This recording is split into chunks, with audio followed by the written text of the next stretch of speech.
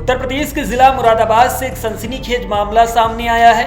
यहां 3 बीजेपी नेताओं सहित 7 लोगों पर एक किसान की हत्या का आरोप लगा है। तीनों बीजेपी नेता स्थानीय निकाय में पार्षद हैं। फिलहाल पुलिस ने मामला दर्ज करके जांच शुरू कर दी है, लेकिन अभी तक किसी की गिरफ्तारी नहीं हुई है। मामला शहर के मझौला थाना क्षेत्र का है। परिजनों और क्षेत्रवासियों ने घटना को लेकर काफी आक्रोश जताया। घटना थाना मझौला इलाके की रामनगर कॉलोनी की है। यहां शुक्रवार को उस समय हड़कंप मच गया जब एक किसान भूप किशोर सैनी उर्फ पप्पू का शव उनके खेत के पास खाली पड़े प्लाट के गेट पर लटका मिला।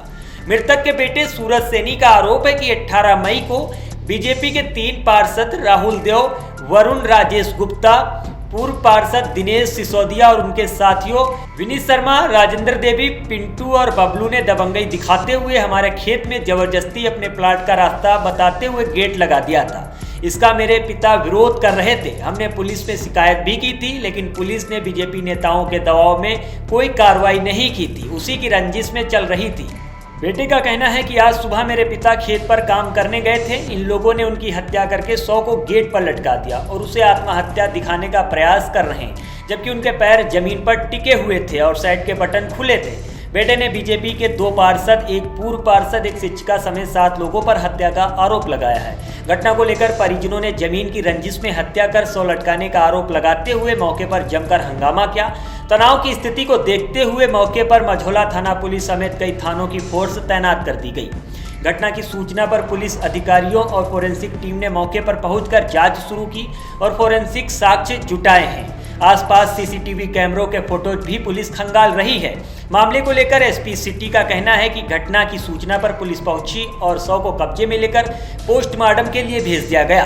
परिजनों ने बताया है कि खाली प्लाट के गेट को लेकर विवाद चल रहा था। परिवार वालों ने 3 पार्षदों सहित 7 लोगों पर हत्या का आरोप लगाते हुए तहरीर दी है। हमने मुकदमा दर्ज करके जांच शुरू कर दी है। फिलहाल पुलिस इसकी गहनता से जांच कर रही है। साक्ष्य के आधार पर आगे की कार्रवाई की जाएगी। क्या नाम है आपका? मेरा नाम सूरज सैनी। अच्छा, कौन है ये आपके? मेरे पिताजी हैं। क्या हुआ? आज सुबह इनकी क्या कहते हैं डेड बॉडी लटकी मिली है इनके प्लॉट में। इनके तो कोई विवाद चल रहा है? इनसे 18 तारीख से विवाद चल रहा था। उससे पहले भी कई बार विवाद हो चुका है जमीन को लेकर। इनका रास्ता डरता है नहीं प्लॉट वालों का। इन्होंने जबरन रास्ता खोला है 18 तारीख को।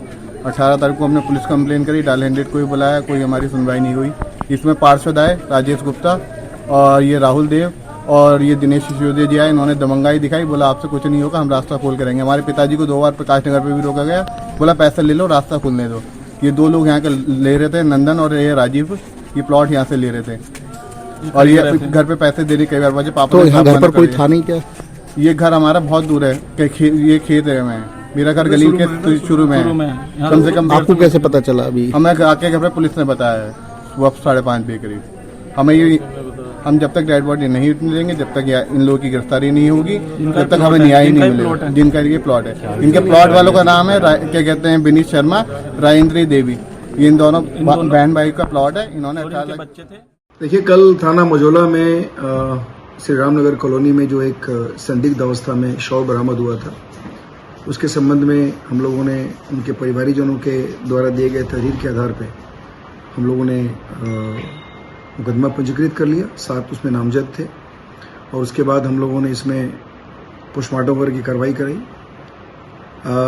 कल रात्रि में हम लोग को पोस्टमार्टम रिपोर्ट प्राप्त हो गई है और पोस्टमार्टम रिपोर्ट के अनुसार मृत्यु का कारण हैंगिंग आया है, यानी इसमें प्रथम दृष्टया आत्महत्या की पुष्टि हो रही है। बाकी जितने सारे उसमें आरोप हैं उस एंगल से हम लोग जाँच कर रहे हैं और जितने लोग उसमें नामजद हैं उनकी संलिप्तता के बारे में भी हम लोग जानकारी प्राप्त कर रहे हैं और जो भी फाइंडिंग्स होगी उसके हिसाब से इसका डिस्पोजल किया जाए।